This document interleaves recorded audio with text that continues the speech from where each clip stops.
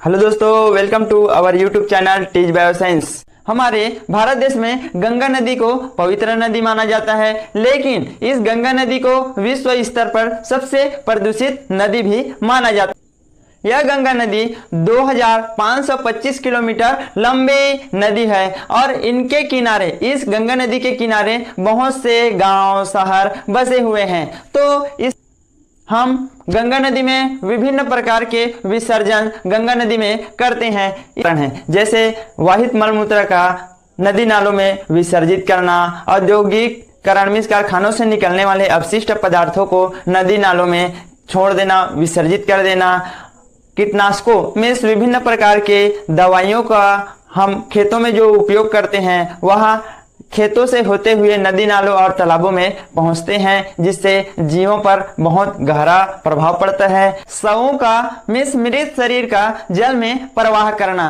तो जो नदी के किनारे बसे जो नगर होते हैं, गांव होते हैं, शहर होते हैं, वे क्या करते हैं, जो अधजली लाश में मृत शरीर को नदी नालों में बहा देते हैं, जिससे हमारा जल प्रदूषित हो जाता है।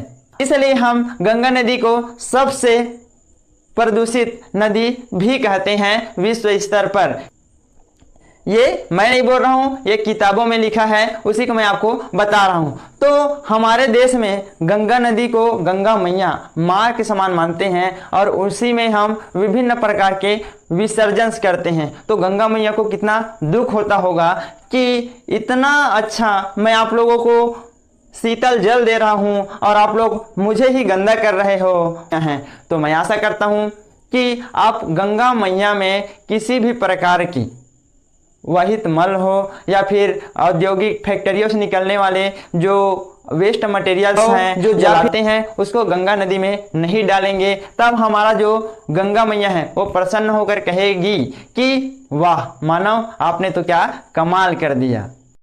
यदि मेरा यह वीडियो आपको पसंद आया होगा तो मेरे चैनल को लाइक कर दीजिएगा और ज़रूरतमंद लोगों को शेयर भी कर दीजिएगा, ताकि आने वाले वीडियो में मैं इंस्पायर होऊंगा और आपको नई नई जानकारी देता रहूंगा जो हमें हमारे एटमॉस्फेयर के लिए लाभदायक हो, हमारे समाज के लिए लाभदायक हो। तो जल ही जीवन है और जल को सुरक्षित रखना हमारा फर्ज है। तो आशा करता हूँ आज से आप जल को संरक्षित करेंगे, ज़्यादा वेस्ट नहीं करेंगे और जल को प्रदूषित होने से भी बचाएंगे।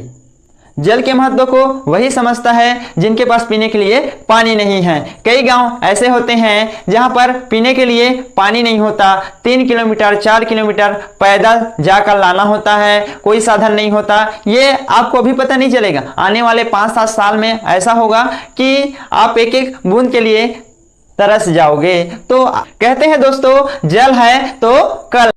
इस पृथ्वी में जो 97% जो जल है वे समुद्र के रूप में है और समुद्र का जल खारा है और हम खारा पानी को नहीं पी सकते। 2% जो जल है वे बर्फ के रूप में है और जो 1% जो जल है वे जीव जंतुओं के लिए पीने लायक उपयोगी है, मीन्स मीठे हैं, जिसे हम उपयोग करते हैं। तो पृथ्वी में तो बहुत जल है, लेकिन पीने के लिए 1% जल है। इसलिए जल का समुचित उपयोग करो और अपने दोस्तों को भी प्रेरित करो कि जल का सीमित मात्रा में उपयोग करें, ज्यादा व्यर्थ न गवाएं।